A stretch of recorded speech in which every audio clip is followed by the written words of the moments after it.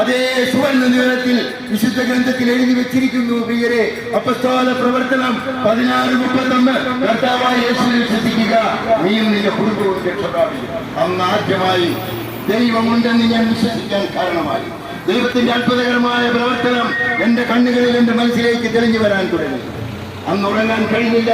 പ്രഭാതത്തില് ഞാൻ ഇറങ്ങി, ദൈവത്തിന്റെ പരിശുദ്ധാത്മാവ് എന്നെ പ്രവർത്തിക്കാൻ തുടങ്ങി. പരിശുദ്ധാത്മാവ് എന്നോട് പറഞ്ഞു, നിന്റെ കഴിഞ്ഞ യൗവനകാലത്ത് നീ മദ്യപിച്ചും ലഹരി മരുന്നുകൾ ഉപയോഗിച്ചും ഇവിടെ പാർട്ടി പ്രവർത്തനം നടത്തിയും ആരെയെല്ലാം നീ ഉപദ്രവിച്ചിട്ടുണ്ടോ? അവരെയെല്ലാം പോയി നേരിൽ കണ്ട് അവരോട് ക്ഷമ ചോദിക്കണം. അങ്ങനെ ഞാൻ തെരുവിലേക്ക് ഇറങ്ങി. പ്രിയരെ, എണ്ണമറ്റ വ്യക്തികളെ ഞാൻ ഉപദ്രവിച്ചിട്ടുണ്ട് എന്റെ ജീവിതകാലത്ത്. അവരെല്ലാം നേരിൽ കണ്ട് അവരായിരിക്കുന്ന ഇടങ്ങളിൽ ചെന്ന് അവരുടെ കാല് പിടിച്ച് കരഞ്ഞ് അവരോട് ക്ഷമ ചോദിച്ചു. അത്ഭുതാവഹമായ കാര്യങ്ങളാണ് പിന്നെ ദൈവം എന്റെ ജീവിതത്തിൽ നടത്തിയത്. ഓരോ ക്ഷമ കഴിയുമ്പോഴും, ഓരോ പാപസങ്കീർത്തനം ഓരോരുത്തരോട് കാല് പിടിച്ച് കണ്ണീരൊഴുക്കി ഹൃദയം പൊട്ടി കഴിഞ്ഞ് ക്ഷമ ചോദിക്കുമ്പോഴും എന്റെ ജീവിതത്തിൽ അത്ഭുതം നടക്കുകയായിരുന്നു. വിദ്വേഷം, വെറുപ്പ്, പോലീസിനോടുള്ള പക, കൂട്ടുകാരോടുള്ള പക, പ്രസ്ഥാനങ്ങളോടുള്ള വെറുപ്പ്, മാതാപിതാക്കളോടുള്ള വെറുപ്പ്, എല്ലാ വെറുപ്പും സവിശേഷമായി കർത്താവ് എടുത്തു മാറ്റി ദൈവസ്നേഹം എന്റെ ഉള്ളിൽ നിറയ്ക്കാൻ തുടങ്ങി. ആ ദൈവസ്നേഹത്തിന്റെ അനുഭവം എന്റെ ഉള്ളിലേക്ക് കടന്നു വന്നു. പ്രിയരെ, ഒരാഴ്ചക്കുള്ളിൽ തന്നെ എന്നെ വിട്ടിറങ്ങിപ്പോയ ഭാര്യയും 3 കുഞ്ഞുങ്ങളും വീട്ടിലേക്ക് തിരിച്ചു വന്നു.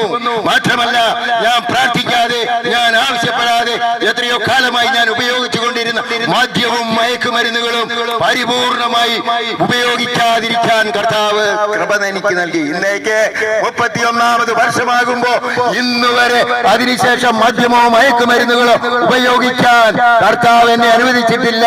ദൈവസ്നേഹം എന്റെ ഉള്ളിലേക്ക് കടന്നു വന്നപ്പോ ഞാൻ അതിനു മുമ്പ് ഉപയോഗിച്ച നിരവധി വർഷത്തെ മയക്കുമരുന്നുകളുടെയും മദ്യത്തിന്റെയും ലഹരിയേക്കാൾ 10,000 മടങ്ങ് ലഹരിയാണ് കേട്ടോ ദൈവസ്നേഹം ഒരുവന്റെ ഉള്ളിലേക്ക് കടന്നു വന്നാൽ.